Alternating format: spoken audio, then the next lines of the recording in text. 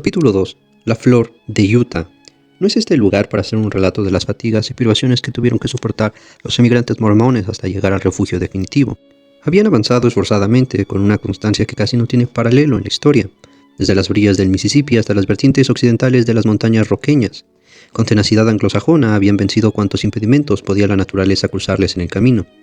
A los salvajes, a las fieras, al hombre, la sed, la fatiga y la enfermedad. Pero aquella larga marcha y los espantos que se iban acumulando habían quebrantado hasta los corazones de los más fuertes, y uno solo dejó de caer de rodillas para hacer una plegaria que le salía del corazón cuando vieron a sus pies el ancho valle de Utah bañado por la luz del sol, y oyeron de labios de su jefe que aquella era la tierra prometida, y que aquellos acres de tierra vírgenes habían de ser suyos para siempre.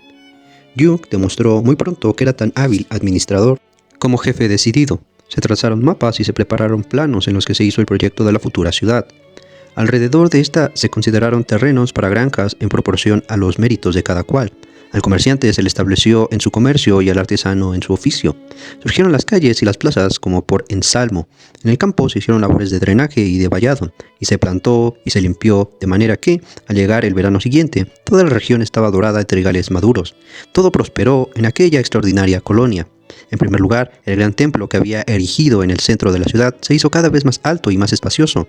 Desde el primer arrebol del alba hasta que cerraba el crepúsculo vespertino, no cesaba de oírse el golpetear de los martillos y el chirriar de la sierra en el monumento que los emigrantes erigían a aquel que los había llevado a buen puerto, atravesando 1000 peligros. Los dos extraviados, John Ferrier y la muchachita, que habían compartido su fortuna y a la que adoptó por hija, acompañaron a los mormones hasta el fin de su peregrinación. La pequeña Lucy Ferrier fue llevada con bastante comodidad en la galera del anciano Stangerson, refugio que ella compartía con las 3 mujeres del mormón y con su hijo, muchacho de 12 años, terco y audaz, habiéndose repuesto con la elasticidad propia de la niñez, de la emoción que le causó la muerte de su madre. La niña se convirtió pronto en mimada de las mujeres y se adaptó a esta nueva clase de vida en su casa ambulante de techo de lona. Entretanto, Ferrier repuso de sus privaciones, se distinguió como guía útil y tador infatigable. Rápidamente se ganó el aprecio de sus nuevos compañeros que, una vez llegados al final de sus andanzas, acordaron por unanimidad que se le otorgase un trozo de tierra tan espacioso y tan fértil como el de cualquiera de los colonos, con excepción de los mismos Young y de los Stangerson, Campbell, Johnston y Driver, que eran los 4 principales ancianos.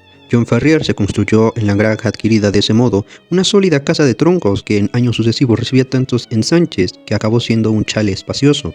Era hombre de sentido práctico, inteligente en sus tratos y hábil de manos. Su constitución férrea le permitía trabajar desde la mañana hasta la noche en la mejor y el laboreo de sus tierras. Por esta razón, su granja y todo cuanto le pertenecía prosperaron de manera extraordinaria. En 3 años tenía un pasar mejor que sus convecinos, a los 6 estaba en la abundancia, a los 9 era rico y a los 12 no había en toda la ciudad del lago Salado media docena de hombres que pudieran compararse con él. Desde el gran mar interior hasta las montañas de Wasatch no había nombre mejor conocido que el de John Ferrier. En una sola cosa y solo en una, Ferrier hería las susceptibilidades de sus correligionarios. No hubo razonamiento ni persuasión que logre inducirlos a que tomar mujeres siguiendo la norma de sus compañeros fuera lo correcto. Nunca dio razones porque aquella persistente negativa y se contentó con mantenerse en su determinación de una manera resuelta e inflexible. No faltaron algunos que le acusaron de tibieza en la religión que había adoptado y otros que lo atribuían a avaricia y a desgana de incurrir en gastos. Otros, por último, hablaban de ciertos amores juveniles y de una joven de cabellos blondos que consumió de nostalgia en las costas del Atlántico. Fuese cual fuese el motivo, Ferrier permaneció rigurosamente célibe. En todos los demás aspectos se amoldó a la religión de la flamante colonia y ganó fama de ser hombre ortodoxo y de recta conducta. Lucy Ferrier creció en la casa de troncos y ayudó a su padre adoptivo en todas sus iniciativas. El aire fino de las montañas y el balsámico aroma de las pinares sirvieron a la muchacha de niñera y de madre. A medida que los años sucedieron a los años, fue creciendo y haciéndose cada vez más fuerte. Sus mejillas se coloreaban más y más, y su caminar se hizo más elástico. Muchos caminantes que cruzaban por la carretera que pasaba junto a la granja de Ferrier sintieron revivir en su espíritu pensamientos hacía mucho tiempo olvidados, al contemplar su figura esbelta y juvenil paseando por los campos de trigo o al verla cruzar montada en el caballito Mustang de su padre, al que gobernaba con la gracia y soltura de una verdadera hija del oeste. Así es como el capullo se hizo flor, y el mismo año que vio a su padre convertido en el más rico de los granjeros, la convirtió a ella en una ejemplar muchacha norteamericana tan preciosa como el que más de toda la vertiente del Pacífico. Pero no fue el padre el primero en descubrir que la niña se había desarrollado hasta convertirse en mujer. Eso ocurre muy raras veces. Ese cambio misterioso es demasiado sutil y demasiado gradual para que pueda ser medido por fechas, y la que menos se enteró de ello era la propia doncella. hasta que el tono de una voz o el contacto de una mano hacen estremecer su corazón y comprende con una mezcla de orgullo y de temor que ha despertado dentro de ella una naturaleza nueva y de mayor vuelo. Son pocos las que no recuerdan ese día y no conservan la memoria del pequeño incidente que anunció el alborear de una nueva vida. En el caso de Lucy Ferrier, la ocasión fue en sí misma seria, independientemente de su influencia futura en el destino de la joven y en el de otros muchos, además de ella. Era una calurosa mañana de julio, y los santos del último día andaban tan atareados como las abejas cuya colmena había elegido para emblema de su pueblo. Tanto en los campos como en las calles resonaba el mismo bordoneo de actividad humana. Por las polvorientas carreteras desfilaban largas reatas de mulas pasadamente cargadas que iban todas en dirección hacia el oeste, porque en California había estallado la fiebre del oro y la ruta continental cruzaba por la ciudad de los elegidos. Venían también rebaños de ovejas y de ganado vacuno desde las tierras de pastos lejanos, y cortejos de inmigrantes en los que de hombres y caballos estaban fatigados por igual de su marcha interminable. Por entre toda aquella multitud abigarrada, abriéndose camino con la habilidad de un perfecto jinete, galopeaba Lucy Ferrier, la cara sonzorrada, encendida por el ejercicio y su larga cabellera castaña flotando en las espaldas.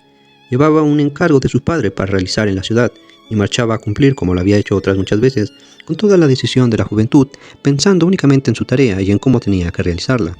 Aquellos aventureros sucios de viajar se le quedaban mirando con asombro, y hasta los estólidos indios que se trasladaban de un lado a otro con sus pieles aflojaban su habitual estoicismo contemplando maravillados la belleza de la doncella de rostro pálido. Había llegado ya a los arrabales de la ciudad cuando se encontró la carretera bloqueada por un gran rebaño de ganado vacuno, conducido por media docena de pastores de las llanuras de aspecto salvaje. Llevaba de su impaciencia e intentó atravesar este obstáculo lanzando su caballo, por lo que creyó que era un espacio libre entre la masa. Sin embargo, apenas se hubo metido, la manada se cerró a su espalda y se vio encerrada por completo en aquel río movedizo de animales vacunos, de fiera mirada y largos cuernos.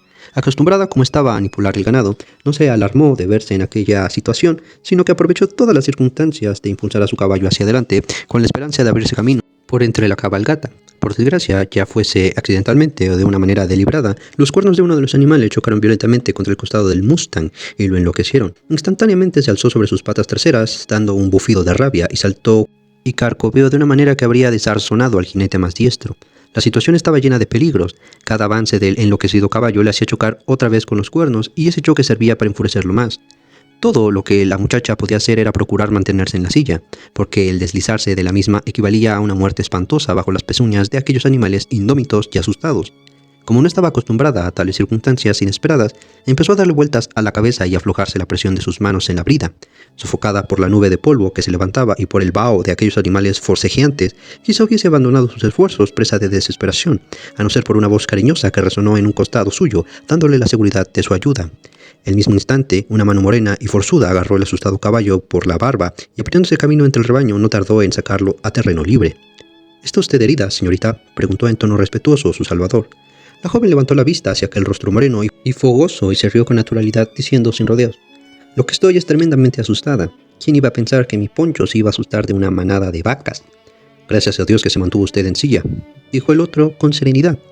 Era un joven alto, de aspecto bravo, jinete, con un fuerte caballo ruano y vestido con burdas ropas de cazador. Llevaba colgando de los hombros un largo rifle. «Me parece que usted es la hija de John Ferrier», dijo a manera de comentario. «La vi salir a caballo de su casa. Cuando hablé con él preguntándole si se acuerda de Jefferson Hope de San Luis, si se trata del mismo Ferrier, mi padre y él eran íntimos». «¿Y por qué no viene y se lo pregunta usted mismo?», interrogó ella con recato. Al joven pareció gustarle aquella indicación y sus negros ojos centellaron de placer. «Así lo haré», dijo. «Hemos permanecido en las montañas durante 2 meses y no estamos presentables para una visita. Tendrá que recibirnos tal como estamos». «Él tiene mucho que agradecerlos, y yo también», contestó ella. «Me adora. Si esas vacas me hubieran pisoteado, él no se habría consolado jamás». «Ni yo tampoco», dijo su compañero.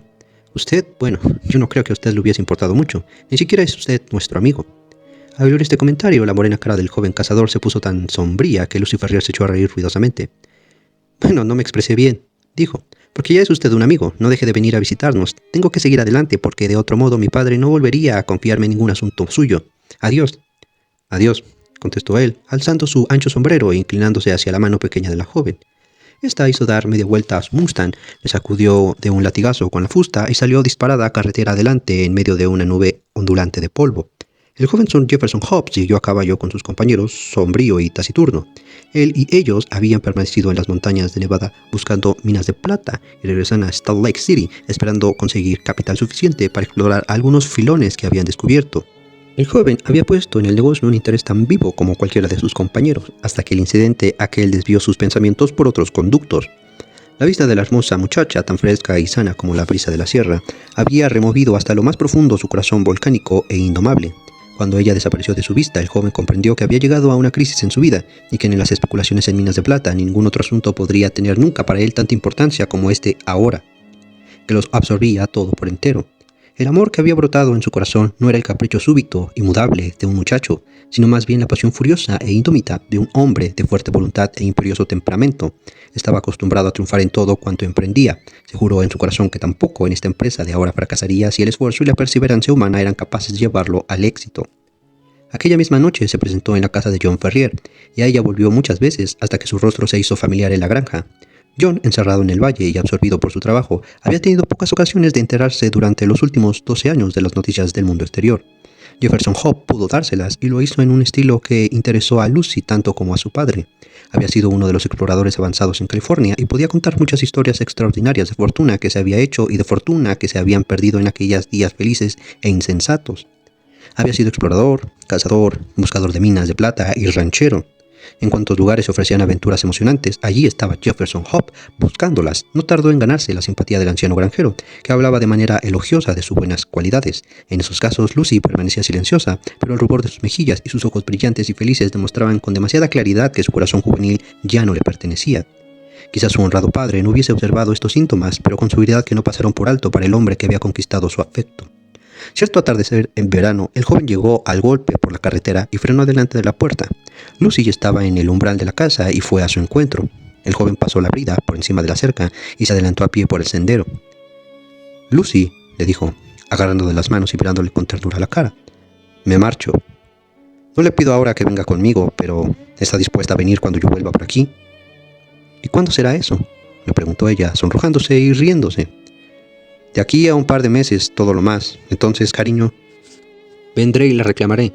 No hay nada capaz de interponerse entre nosotros». «¿Y qué será de mi padre?», preguntó ella. «Él me ha dado su consentimiento para el caso en que resulte bien la explotación de las minas. Sobre ese extremo no tengo miedo alguno». «Pues bien, puesto que usted y mi padre lo arreglaron todo, ya no hay nada que hablar», dijo ella cuchicheando y arrimando su mejilla al ancho pecho del joven. «Gracias a Dios», exclamó él con voz áspera, inclinándose y besándola. «Entonces, asunto arreglado. Cuando más tiempo me quede, más duro se me hará el arrancarme de aquí. Ellos me están esperando en el cañón. Adiós, corazón mío. Adiós, dentro de 2 meses me verás aquí». Mientras hablaba, se apartó de ella con gran esfuerzo y, saltando sobre su caballo, se alejó a golpe furioso sin volver siquiera la vista atrás, como si temiera que si volvía la vista una sola vez para mirar lo que dejaba, le fallase su resolución. La joven permaneció de pie en la puerta de entrada, siguiendo con la vista hasta que él desapareció. Entonces volvió a la casa, convertida en la muchacha más feliz de toda Utah.